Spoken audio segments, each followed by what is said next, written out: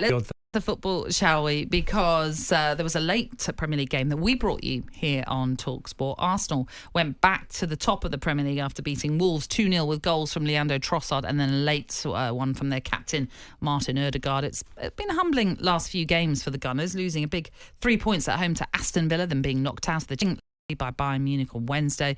So this was, of course, a welcome being for Mikel Arteta's side. And speaking after the game, the Arsenal boss is urging his side now to push on and finish the season strong.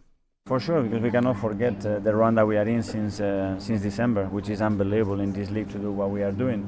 And we are still not top. Today we are top because they haven't played yet, so we will see how that ends. But we need to continue with that level of determination. The hunger is there. I can see in the eyes of the players that they really want it. And now be ready, sleep, rest, eat, and on Tuesday we go again. Tuesday they do go again because they do in fact play Chelsea on Tuesday, which means by the time Man City play their next Premier League game, which is on Thursday, Arsenal would have played twice, as I've mentioned, so therefore could have pulled further clear at the top of the Premier League, which puts the pressure certainly onto Pep Guardiola's side. It wasn't obviously a polished, fantastic performance by Arsenal, but did it matter? I was about to ask that at this stage of a season, when one, you're looking to get over the recent disappointments, just getting a win and getting yourself back onto the top of the Premier League is all what it was about. It was about, and the goal typified that, didn't it? Trossard's goal where he mishits it and it's gone in the top corner, off the post. So it's for no one will really care. No Arsenal fan. They knew they were on the end of a bad week. Yeah. And they needed something to happen for them, and it did yesterday against, you could quite clearly see, a very weakened Wolves side. You could see that from the opening minutes. And I would say something about Trossard and that. Go on. He's been sub more than he's been a starter this season. And there isn't a lot in it, but he's come off the subs bench a hell of a lot. His goal ratio is really decent. He's nudged Martinelli out of the team in recent weeks. And I know he's had an injury and he's sort of finding his feet again. But Trossard does love a big moment. He reminds me of Wiltord. You know Wiltord when he was at Arsenal? And he always chipped in with goals. He got some big... I remember him getting a really vital goal at Old Trafford when Arsenal won 1-0 one year.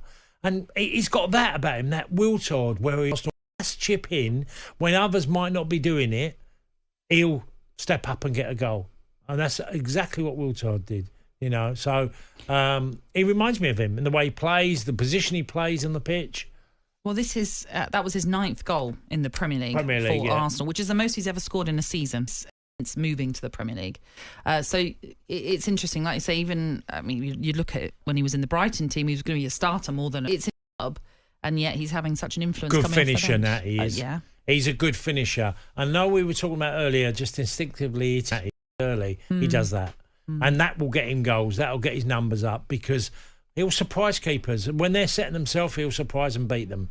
And he's been a really good addition to Arsenal. With not being, an outstanding, lightning quick, technical genius, but he's, a nuisance and always looks like he's going to get a goal. That's how I see him. I mean, a bit like Bowen at West Ham. Yes, well, he will do. He'll play, and mind you, he's improved way more in the last year or so. But Bowen's like that. Bowen gets the chances in front of goal and tries to pick his spot quickly. And also, he's not lightning quick. He's a strong runner, and he'll do unselfish roles. Him and Trossard are very, very similar. And they don't look, obviously Bowen's a lot more physical, upper body strength. Yeah. But there's a lot of similarities between them, how they play the game. Yeah.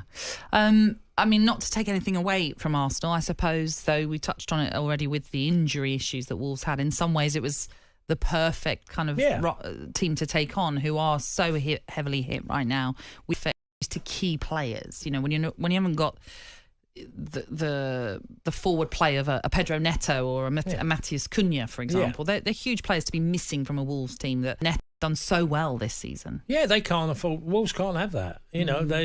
They're bare. On their squad. When you hear a 15-year-old's going to be on the bench, that's telling you.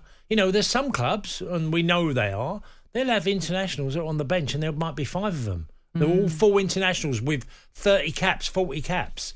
Wolves can't do that. So it'll be interesting to see what Gary O'Neill can do in the summer just to bolster the squad and certain personnel that he needs to get into the football club. Well, our producer, Will, is a Wolves fan. I'm sure we've mentioned it many times, but just to remind you, if you're just tuning in for the first time, I mean, he's adamant. Well, not adamant. He was saying to me before we came on air, I wouldn't be surprised if Gary O'Neill left because West Ham might come calling. It's possible. Could you see him make that move to West Ham? And is that a step up? It's possible. That's only if they don't invest and back, obviously, O'Neill. Yeah, I mean, obviously... Pressure mounts for a manager now because ultimately when you start losing games, then managers get a lot of stick. But if they can't get what they need or feel they need in their football club, because it guaranteed Neto and Cunha are probably gone this summer. So if you lose them two, the year they'd lost Neves before, Moutinho, I know he got to a certain age, but they've lost players already. So I don't quite see how they can keep doing that. And if Gary O'Neill feels like, well, I've got a better opportunity somewhere else and I've got a far more bigger chance of being successful as a manager because I'm going to have the funds and they're going to allow me to do a lot more at the football club than the club I'm at now, of course he would have to think about it.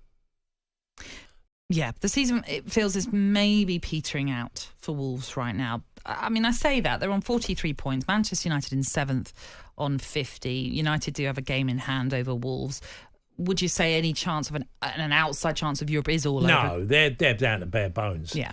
Some of the injuries are long term. No. Wolves have done what I would imagine was going to be on, Wolves is to stay up. Make sure you stay up. And stay up comfortably. Yeah, and they have. What they are doing. Because as I mentioned, they're on 43 points, and then you've got Luton in 18th, who are on 25. And this was a side that many predicted at the start of the season would be in that relegation battle. So it's been absolutely brilliant this season. There's no question of that. Yeah, and there's been some good performances. And away from home, by the way, they've ruffled a few feathers, haven't they? Mm-hmm. They've rubbed the noses in some of the teams they've beaten away from home. They've given them real hard games. Yeah. An important win, though, nonetheless, for Arsenal, then, who go back to the top of the Premier League after that victory. It means they are, a point clear of City and 3 points clear of Liverpool, who play later today. And they could further extend that lead because they play Chelsea on Tuesday, Arsenal, before Manchester City then resume Premier League football on Thursday because they're facing Brighton. So the fixtures are coming thick and fast now. With every team having to make up games that they may well have had to postpone or because of FA Cup involvements, etc., etc. So it's going to be an absolutely fascinating end to this season. And we will look ahead to the games to come today because, of course, they're all very impactful on the Premier League. OK. Oh, we can breathe, of course. Having to make up a very busy hour. We are going to be looking ahead, as I mentioned, to Liverpool as they look to keep pace with Arsenal. They travel to Fulham, Craven Cottage, not an easy place for many teams to go to this season. You are tuning into the Weekend Sports Breakfast this Sunday morning. On AM, on DAB, via the talkSPORT app and on your smart speaker. talkSPORT.